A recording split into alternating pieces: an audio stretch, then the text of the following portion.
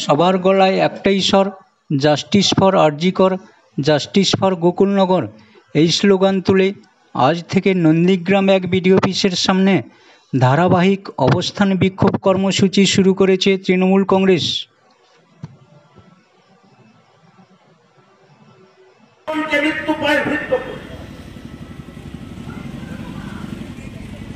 মানুষের হাতে স্বাধীনতা পাইয়ে দেওয়ার জন্য তারা লড়াই করেছে।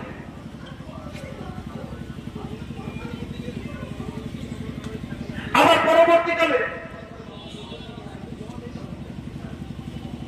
34 বছরের বাম রাজত্ব, অত্যাচার, ব্যভিচার, ভ্রষ্টাচারের কারাগারে পরিণত বাংলা,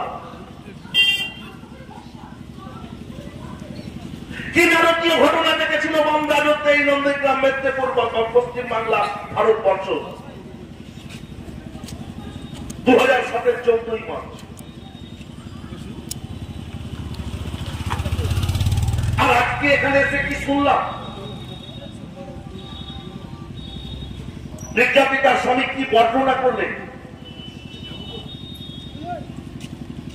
গায়ের লোমগুলো দাঁড়িয়ে যাচ্ছে, যেন মনে হচ্ছে কোন পরপর সমাজ ব্যবস্থা